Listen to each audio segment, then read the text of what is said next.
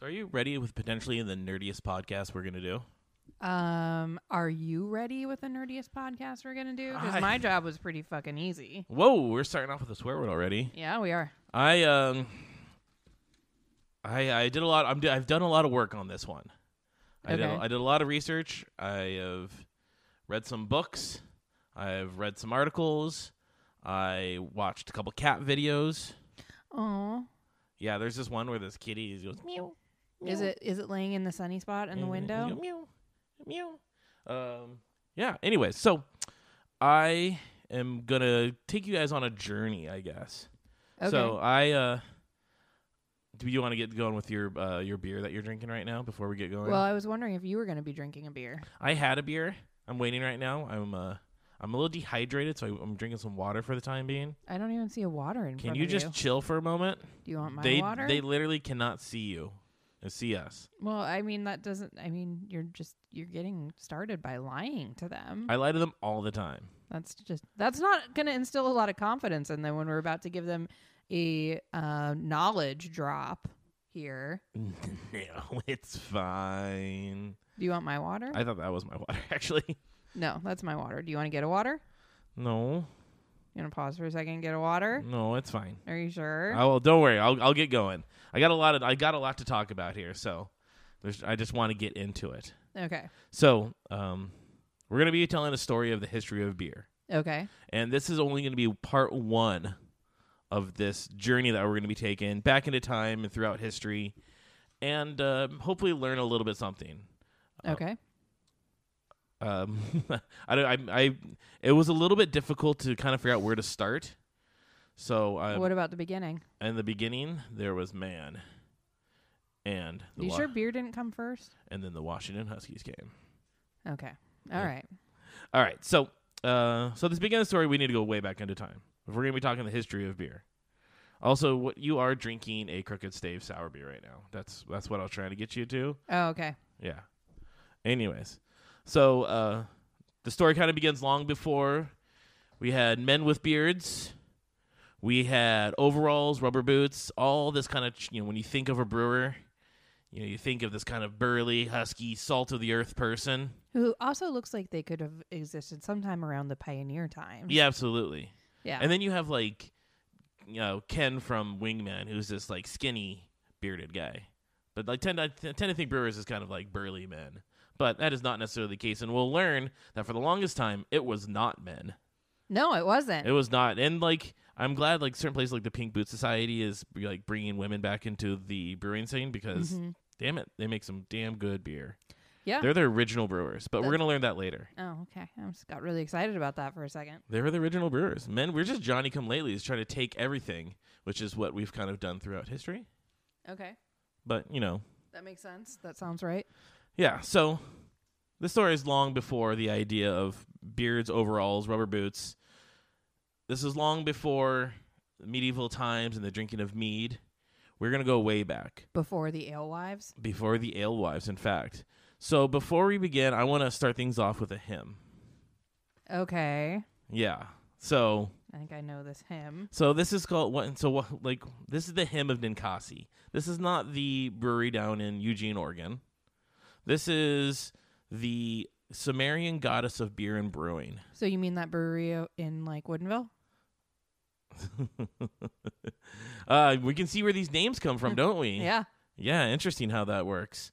So before we get going, I want to read this hymn. It's going to take a minute, so bear with me. If you don't want to hear the hymn, you can just probably fast forward about 2 minutes.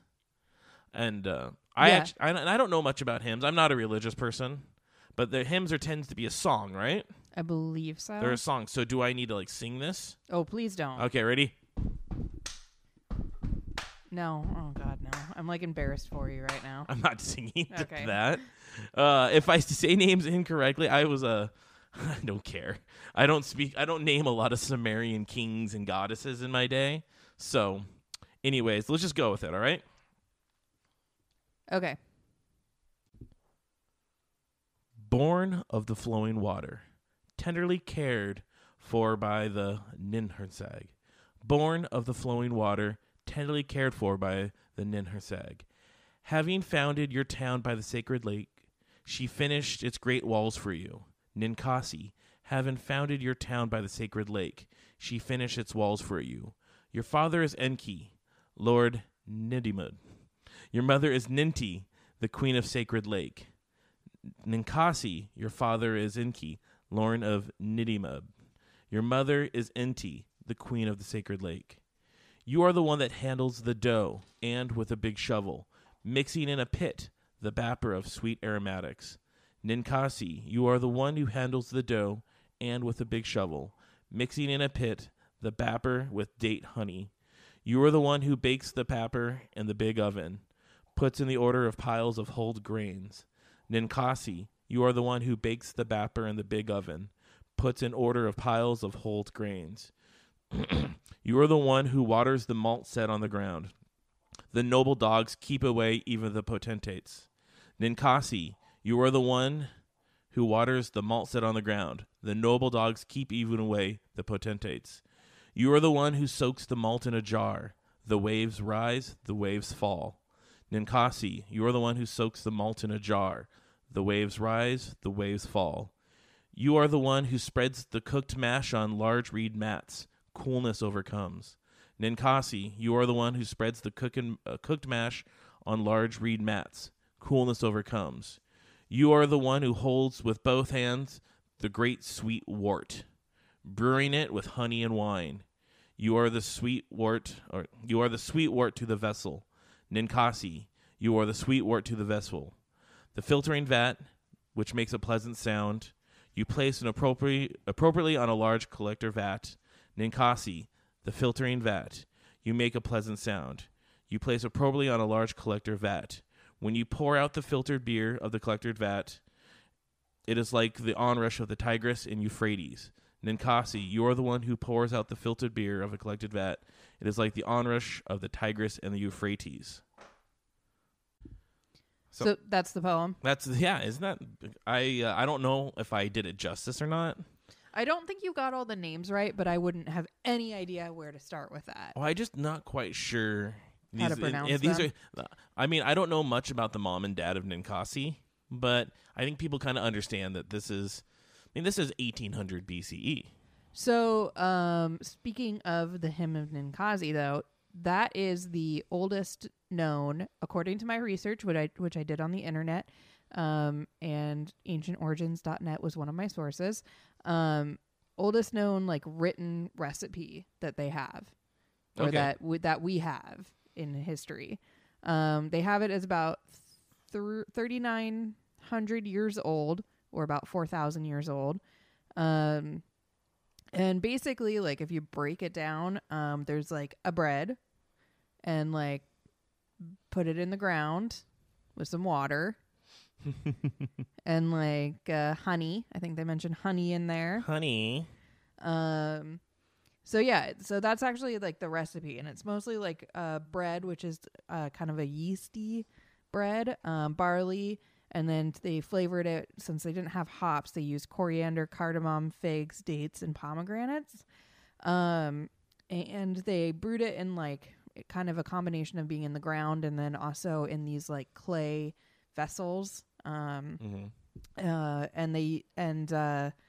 Great Lakes Brewing Company out in Ohio, they actually did a pilot of it. They attempted to brew it. So they malted the barley on the roof of the brewery and did a trial run to brew it, and they did it using the clay vessels, or they're clay pots. I don't know why I keep calling them vessels. I think they called it a vessel on the website. Vessel and a pot the same thing? Yeah, I know, but it's not a word I would organically use.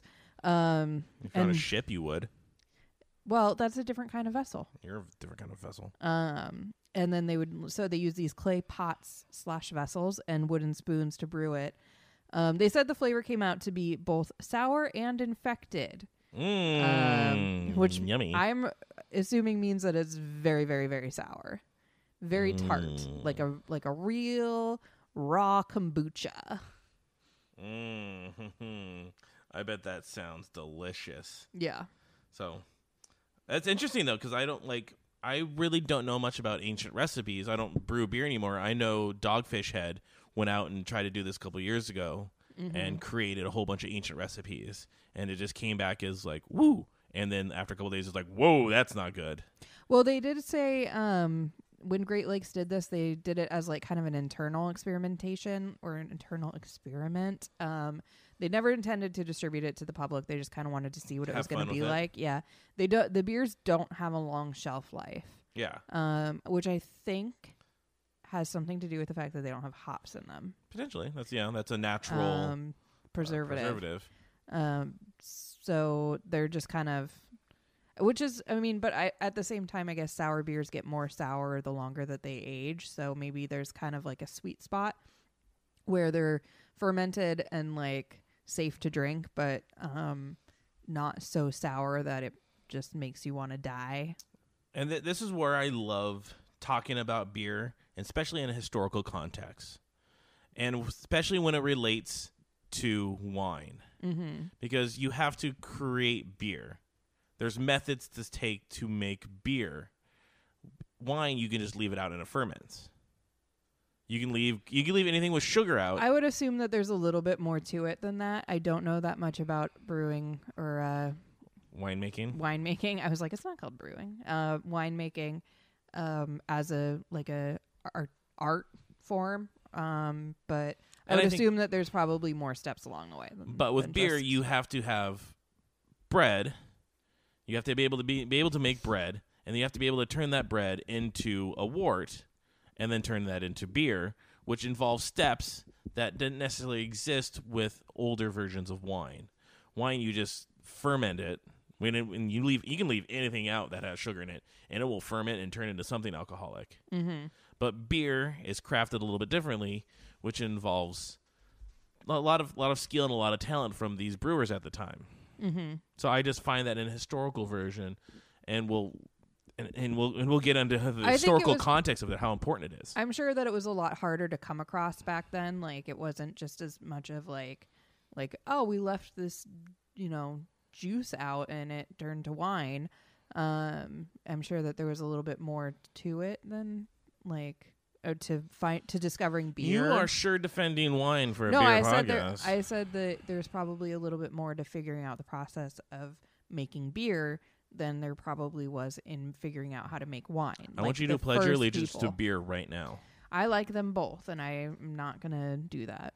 Are you going to do this entire podcast looking at the dog? Yeah, dude, he's being real weird. Uh-oh, I hit a button. Why did you hit a button? I don't know. I hit a button. Anyways, I was going to... you said and then you hit a button. I hit a button for a second. I had a little cough in me, and then I screwed it up and all that. Did you scare the cough away? I think I did. Okay, then let's keep going. All right. So, what beer does is involves industry. Okay. It involves agriculture. You have to take barley, and you have to take wheat, or you have to take any of these different grains in ancient times, and you have to eventually turn it into wort. So there's techniques involved that are more advanced than any other beverage that we've seen up to this point. Okay. That's what I think beer is interesting, because beforehand they were just kind of stumbling across with fermenting things, but they weren't crafting things yet. So I find this ancient brewing technique is something so beautiful and eloquent, because it really shows the creation of civilization.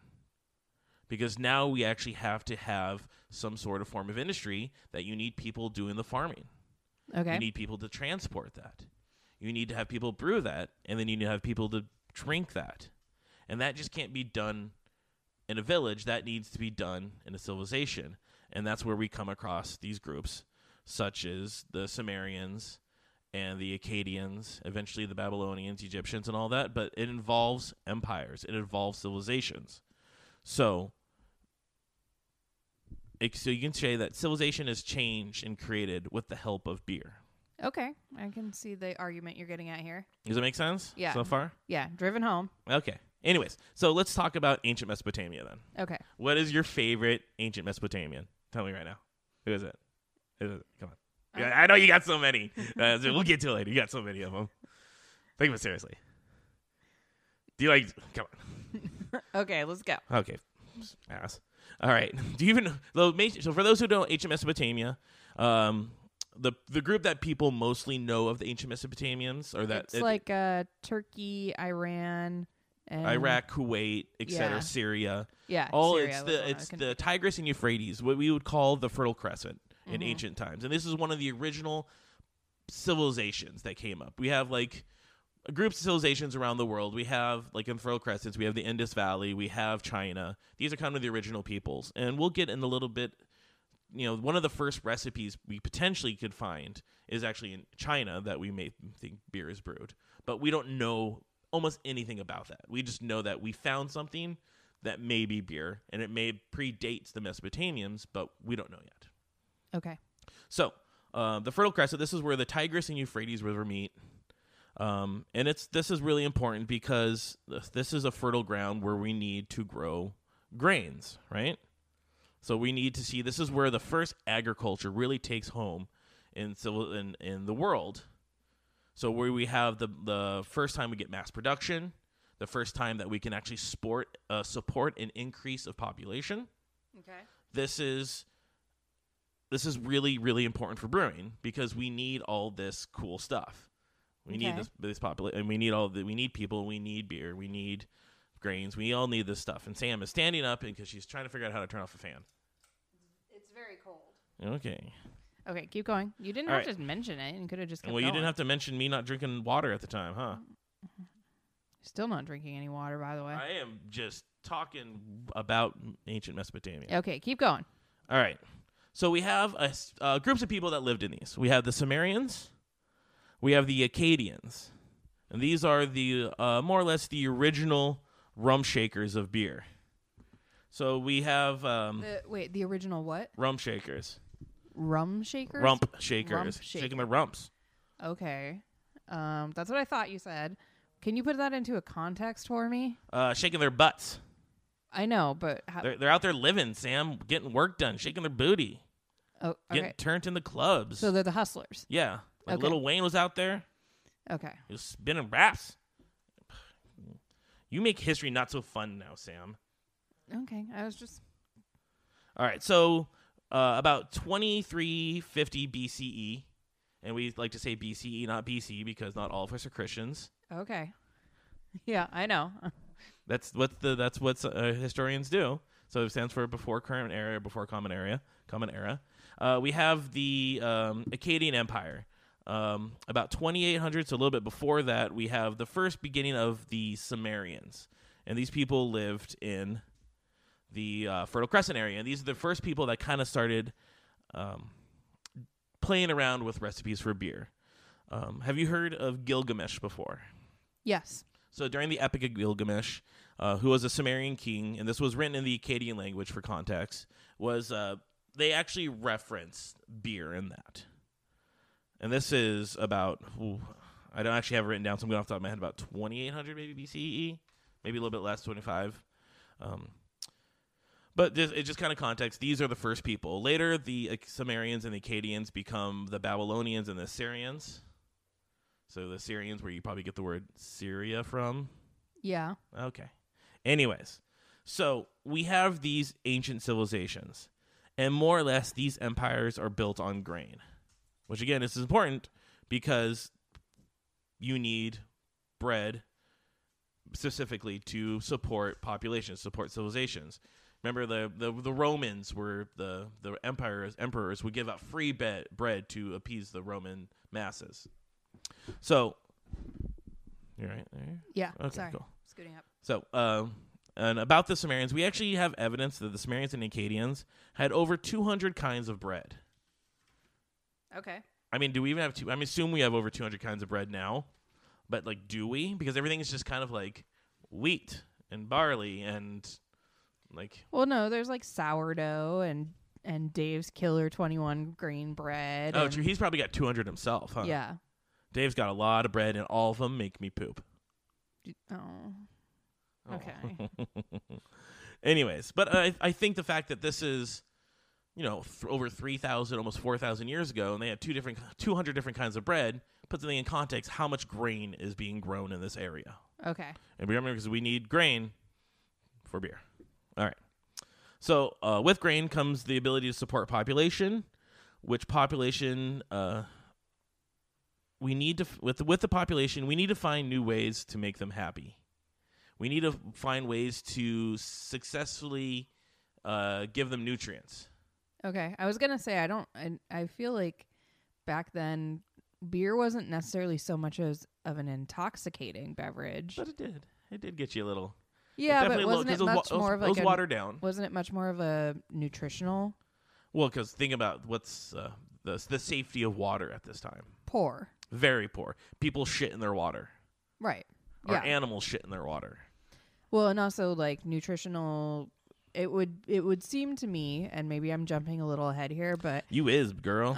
It would seem to me that it would be a good way to take bread and then turn it into a supplement or caloric intake for many more people to kind of stretch your resources to touch more or to satisfy or satiate more of your population. And you brought this up, and some historians will even argue that the desire to create more beer is eventually which caused more cultivation of grains and crops, which allowed more people, because now we're getting more advances in the cultivation of grains to support the beer, but at the same time to support more population because we're now creating even like more types of bread, new methods to do so. So the want and the will of beer can be argued that help make more scientific and historical advances throughout history. Okay. Which I think is cool. Suck on that wine. Also suck on that. What's that weird alcohol that they only drink in Chicago? The one that supposed to taste like bitter butthole is what I believe. Take that one too. Oh, that one that it's like the whiskey flavored liquor. Yeah, that if we had anybody our from buddy Chicago. tried. Yeah, that he said tasted awful. Yeah, suck like on that. Bitter on bitter. So, but I'm going to keep coming back to this. I'm going to harp this over and over. I think I can easily say, and this is just me as a student of history, that beer helped found civilization. Okay. That we are what we are today because of beer. Okay. I would say that there's I'm gonna put a caveat on top of this. I don't know a lot about the history of wine, but I would imagine that if this podcast was you and your sister sitting down and having this conversation, she could drop a boatload of knowledge on you about how wine has shaped certain economic and societal structures. I mean, if I had to rank like the most important like inventions, I'd have probably beer at the top. Probably then penicillin, internet for porn research only, obviously. Right. And then probably like down at the bottom, absinthe, and then wine. Where would you put the wheel on that? We'll say 20 to 28. Okay. So below the internet for porn. Yeah, porn only, obviously. Okay. Porn other is like 52. What about the internet for arguing with strangers who don't believe the same thing that you do? Oh, I'm right now. That's like 1A. I'm going on Twitter right now just to yell at somebody. Oh, jeez. Please don't. All right. Waste of time. Do you know, like, back in 1992, we actually even discovered traces of beer that, the traces weren't from 1992. In 1992, we discovered them. I was going to say, I think they had beer back then. It was maybe not as, like... So, about 3800 BCE, we actually have traces. Like, not a recipe, but we found, like, bacteria and yeast and all that in a jar that could potentially, like, that could be beer. So beer's been around for a long time. This is almost 2,000 years before the Himpton and Kasi. Okay. Anyway, and that was in a Sumerian settlement, or the people that may have become the Sumerians. We don't actually know what day people are like, you know what, I think I'm going to be considered a Sumerian. Yeah, that sounds good. Anyway, I mean, there's even like some evidence that there's like even to some historians, I don't know, beer historians, will tend to put the date maybe out to 6,000 BCE when beer started happening, and that probably could be maybe the idea about fermentation happening at the same time and people starting to be able to cultivate it and change it however they want. But the reason why this beer is so important is because it was safe to drink. Okay. Because people, even in 3,000 years ago, 4,000 years ago, they needed safe things to drink. Beer, very nutritious. As a scholar, Jeremy Black, writes, beer was a staple in Mesopotamia and its surroundings from prehistoric times, as the fermentation process was an effective method of killing bacteria and waterborne disease.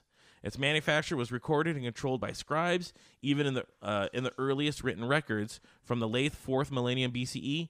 Beer was considered consumed by people at all levels of society and offered to the gods and the dead and to the dead in libation rituals.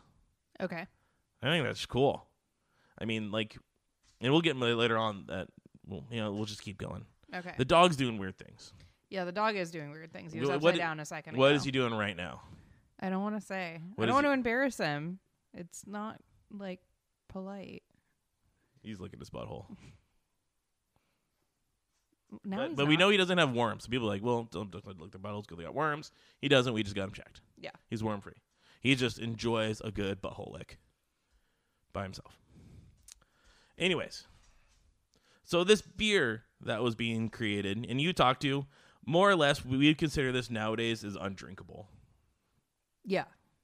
It Very sour. Very. It would be more sour than the sourest beer you could imagine, is from what I understand. But well, I think of like the beers that I've had at like Ale Apothecary and even to an extent like Propolis, and they are very. They have that very kind of wild flavor.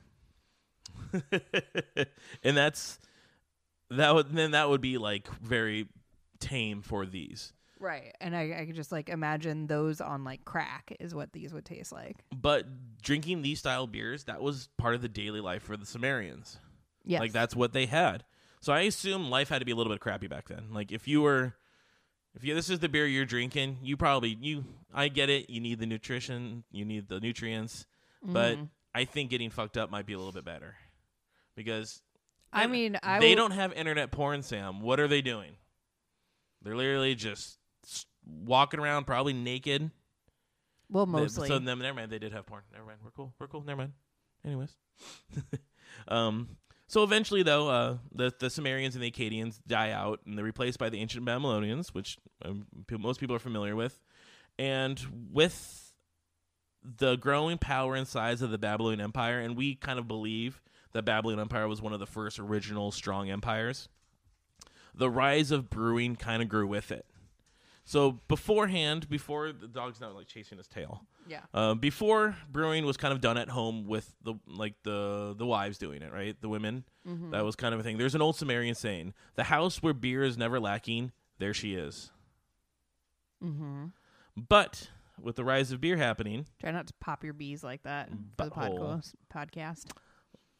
There was a need for more production. And we'll see this in Babylonian cultures and the later Egyptian, the rise of production breweries at this point. Okay. So we've moved on from the Sumerians. We've moved on from the Akkadians. Around about 1600 BCE, actually, no, maybe about 1800 BCE, Hammurabi takes over the Babylonian Empire. And we definitely see the rise of the Babylonians and their beer.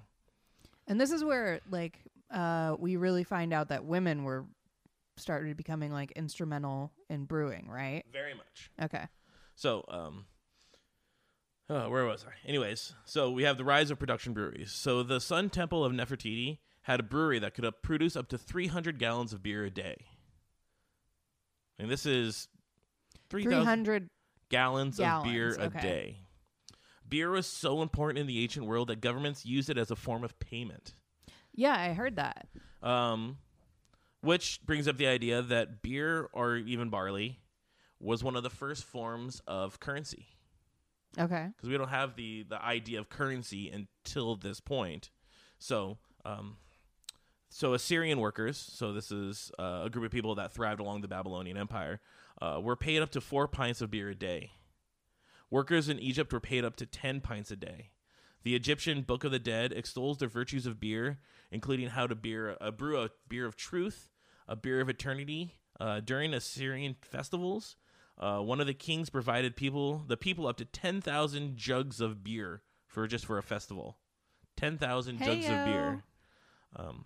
There's an Egyptian How many saying. kegs do you think that is? I don't know. How big is a jug? Based Nice. on the pictures that I've seen, because they actually have like drawings of them. So they're these the clay. Have you seen the drawings? I'm sure the clay jugs. They're kind of like big. They look like vases, kind of. They're big and kind of oval shaped with a little bit of a narrow top on the end, and then they would all drink out of them with these straws. It looks like, I mean, based on the pictures, they maybe were about 2.5 to 3 feet tall.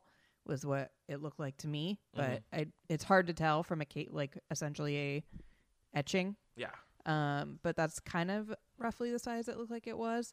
And then they would drink out of it with like reed straws, and like 3 people would drink out of the same jug. They just like sit around the same jug and drink out of it. I like it. Yeah. There's an Egyptian saying that the mouth of a perfectly content man is filled with beer. I saw that one too. So, I mean, I know that I'm perfectly happy when I have beer in my mouth. You don't even have a water in front of you. We already You're just, covered why are about- you going to keep bringing this up? Yeah, I am. You know how much I've drank in the last couple of weeks? I've been to 3 different fresh hop festivals. How many have you been to? Well, technically 3, but really only 1. Yeah. I got sick. Oops. I got very sick. Anyway, so let's go back to... I would also like to clarify that I got stomach sick, not like alcohol sick. We'll see.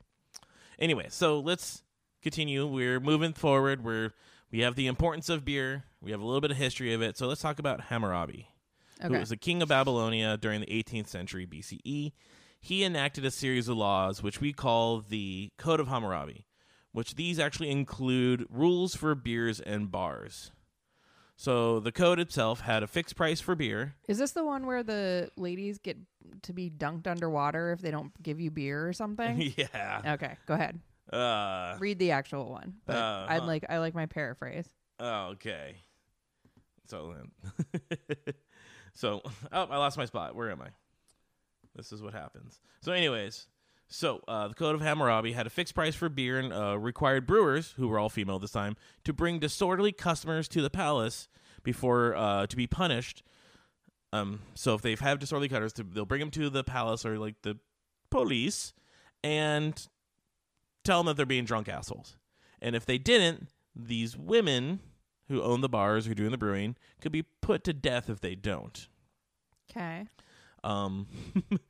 They also had a code where they had the price, and if the women charged too much for it, they would be thrown into water. Okay.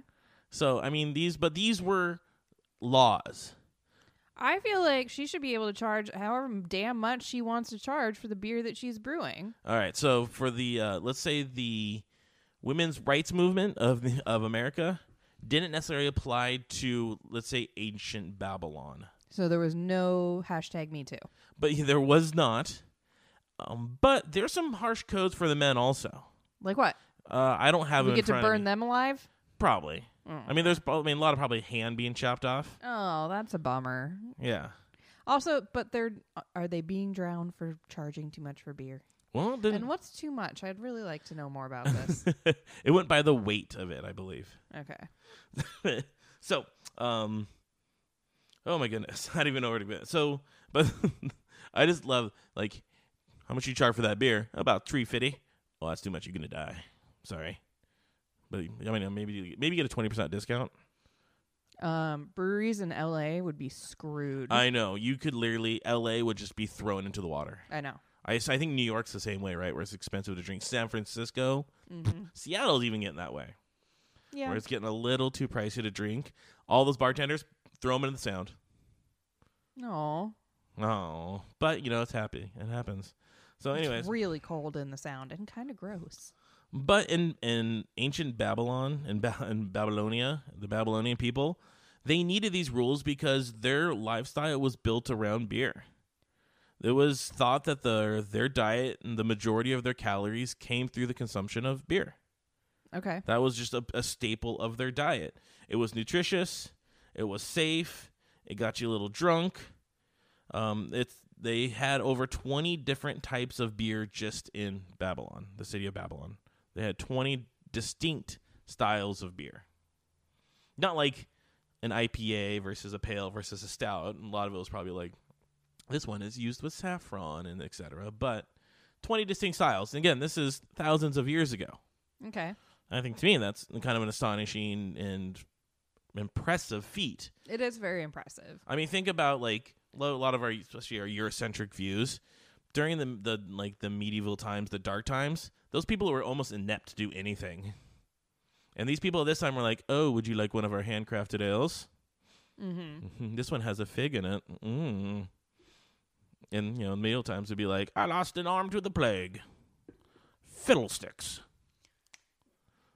I assume that's what they said. But we are going to actually talk about beer during that time. Yeah, but that's a different podcast. That's going to be a different podcast. And the resource is always a little bit lack because we have our information from our abbeys and all that. But not a lot of stuff is written down from that time. The church did a really good job keeping people stupid. So not a lot of things happened. Okay. I mean, a lot of things happened. But anyways, that'll be for another day. Probably the next podcast, in fact. Okay. So we're kind of nearing the end of the beer in this time, and my whole goal is to point out that beer played a really important role in crafting civilization. The importance of grain, barley, malt. They had so many different types of grains that allowed people to make bread, and then more importantly, eventually make beer, which grew civilizations. Was where we our civilization we are what we are because of these groups before us. And these groups before us based their life around beer. So those people during the Prohibition era can suck it. So basically the civilizations that brought beer forward were the ones that that don't drink a lot of beer now, though. Oops. Yeah, well, that's true. I know. Are you kind of done with the I have a little bit about if you want to turn the globe a little bit and just focus for a second on ancient civilizations that are not in Mesopotamia, the Incans and other native people are before you get to that. Sorry. What was I going to say? Never mind, we'll cut that out. No, we're not. So anyways, maybe you'll remember. Was it about beer in Babylon or beer in Anyways, I'm just going to finish my part real quick. Then we can go into you, because you have some cool stuff to talk about, though.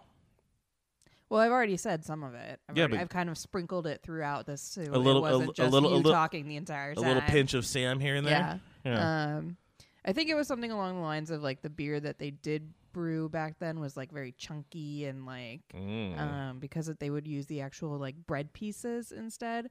So beer did spread from Mesopotamia and the Sumerians and the Babylonians down into ancient Egypt, and then from ancient Egypt it spread up into Greece. And when it spread up into Greece, the Greeks were not into it. They were like, this stuff, it stinks. They said that it smelled like goats. They were just thought it was the worst possible thing that you could those possibly naked bring jerks in. Yeah. What I was going to say, when you mentioned that a lot of what was formerly Mesopotamia now does not drink, in that Atlas of Beer book, that I was like, well, maybe I can bring in a short little segment on what beers are in Egypt or Turkey. And, I think there are Egyptian beers. There's an Egyptian bread beer or a banana beer. Yeah, I know I've seen one somewhere. I think it's in Total Wine or something, but there's just no information in the Atlas. It's just there's not a lot of beer drinkers there anymore. It's just in Islam. But the Islamic culture is not to drink alcohol. So there's nothing to say that's wrong with that. That's no. That's not what I was trying to get at all. No, you just. I'm not gonna say anything. I was gonna be mean about you for a second. No, don't. Yeah, I was just gonna bring in a little tidbit about that, but there's just not much. I mean, in Saudi Arabia, it's illegal to drink, so I'm guessing the craft beer scene sucks there. Probably not great. Mm-hmm. But there are some areas in the Middle East where you can drink still. They're in that book, and I was looking through it in Tanzania, which is a predominantly Muslim country. That there is a handful of breweries in that country. Yeah. Because I mean, and it's just that's part of the culture is that some people and they do the weird things, and they do much like some ancient civilizations where they'll chew on the grain and then spit it out, and then chew on more grain and spit it out, and chew on the grain and spit it out, and that's making their kind of their own versions of beer. Though they don't only use grain, so sometimes they use plantains, anything that's could make sugar. Sugar, yeah. And they'll spit it out because you're mashing it, essentially. You're chewing it up. You're releasing the sugars in the grain or in the plantains or whatever you're using. You spit it out. You ferment that, and you have disgusting beer. But that's part of it. Like so, then the ancient Incans had their version of beer. The people that lived around the Amazon rainforest in the ancient times had their own version of beer. I just like this information I love. And I know like we get a little scattered with this because there's so much to talk about, but at the same time, there's so little of it because we only have so many sources, and a lot of it we're just like using what we know and kind of extrapolating it further and further back. Right. But to me, it shows that for thousands of years, beer played an important role to us.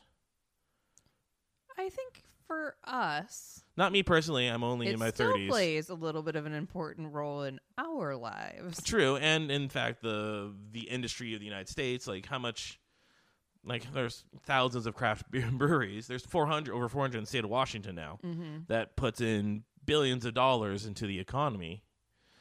And back then, that was the same way. Are you freaking out, buddy? No, I just noticed that the fan was still on, even though I thought I turned it off. Do you think it's ghosts? No, I think that I just didn't turn it off properly. I also am eyeing the thermometer wall thing behind you. Did you turn the heat off again? It's very cold in here. Put a blanket on. No. You don't pay for the heating bill.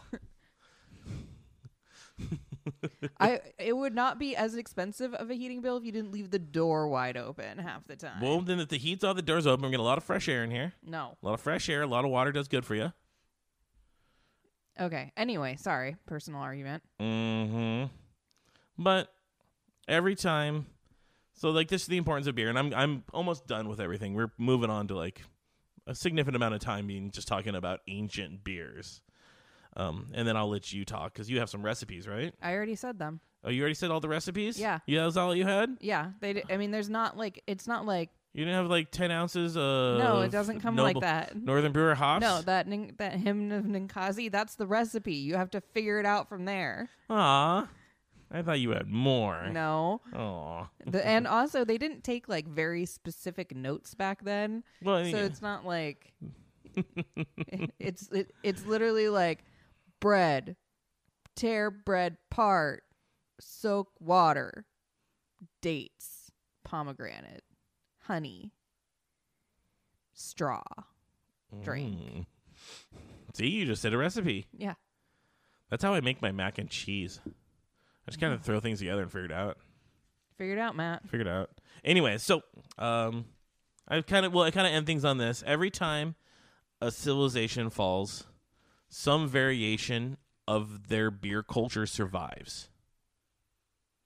Not necessarily every single one of them, but as the Sumerians fell, the Babylonians, the Greeks in their naked ways, eventually the Romans, some sort of beer, or we even I'll throw a bone to other things, some form of alcohol survived that still is relevant today. Okay. And that's what I got about ancient beers. And that's all you have about ancient beers? That's all that went through. That's 4 pages of notes right there. That's a lot of pages of notes. Mm-hmm. So, anyways. It was a lot of content. It was very good and very informative. Dense. It might be a little dense. Happens. Yeah. Yeah. Well, if anybody's ever taken a history class, like I myself am a history major. I know. There's a lot of denseness into history. And it's our job to figure it out, put it into context, analyze, synthesize the information, and be able to tell it back to the world in a way that made it more confusing. I wouldn't say that I thought it was confusing. I think you did a really good job telling that story. It just was a lot of content. Yeah. And I dumbed it down quite a bit. Well, you did also read like an entire book. True. Oh, I turned it into like 4 pages of notes. I'll post my sources online. I don't have the books in front of me right now, but I got a majority of mine from 2 different sources.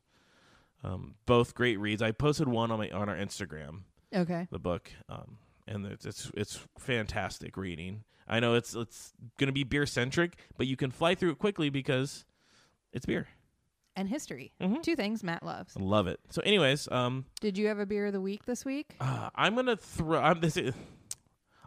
say since we podcast, we've been to 3 different fresh hop festivals. Do we want to talk about any of those? We could do that for another podcast too. Okay, let's do that. Yeah, okay. But anyways, I'm gonna throw my beer of the week to Sumerian Brewing. Oh. Their fresh hop holy water. Because I think it's relevant. And Okay. our friend Bubba works for them. Hi, Bubba. Anyways, he's not listening. He's got a family and a life. Unlike Leichner, who's listening. Hi, Leichner. Anyways, what's your beer of the week? I'm gonna go with so I believe this is a collaboration between Balebreaker and Wandering Hop. But in Untapped, it's just listed as a Balebreaker, but I think it's a collaboration. I'm gonna go with the Bine Hunter, which is a fresh hop beer that came out this year for the festival. And it's delicious. Yeah. So anyways, we'll talk more about fresh hops another time. Yeah. Because the season is winding down. Might as well wait till the season's officially done when we get our last fresh hop into our bodies. Yes. Then we'll talk about how successful and how awesome it was. I think we should break up this history of beer thing. So do like a episode about it, like a history lesson, and then do another episode that's like a more regular, just whatever, and then do kind of do a series on it. What do you think? Okay. Now everybody's part of our lives and now knows this, how we think of things. I didn't hit pause. Did you need to Is this private information? So our address is. Oh, jeez. Okay. Just a thought. I don't know. Think about it. Figured out. Okay. All right. Well, I think we're winding down. So thanks, everybody. What's ways to get a hold of you if they want to talk about beer? Oh, Samwise206 on Instagram and Twitter. And we have a Facebook page. Yeah, like us. It's called Taste Like Homebrew. Yeah, look us up on Facebook at Taste Like Homebrew. And this is because of Eastside Beer Week got into my ear and be like, hey, we're trying to tag you in things. So create something so we can tag you on Facebook, especially. So follow us, or you can follow our Instagram, which is Taste Like Homebrew. I believe. Or is it Wobble Journey still? I think it's Taste Like Homebrew. You can follow us on Twitter at Taste Like Homebrew, or follow me at the Matt Holtz. Although I just mostly talk about football. But I have to talk a little bit more about beer. I think the Facebook and the Instagram are probably going to be the best ways to get a hold of us. Especially if you guys have any suggestions on things we should talk about or places we should check out, or if you are a brewer and would like to be on the podcast, feel free to reach out to us there. Oh, and on one last topic, then we'll go. You know which person I met yesterday who was kind of my idol and kind of an inspiration about my want to travel around the world and drink? Was it Zane? It was Zane Lamprey. Did he wear an adventure hoodie? He did. No, he was wearing a flannel shirt. Aww. But I was wearing an adventure hoodie. Did he Anyways, notice it? He came. He did comment it. Oh, okay. Yeah, he touched it. Wow. Yeah. So, anyways, he used to do a show called Three Sheets where he would go travel around the world drinking.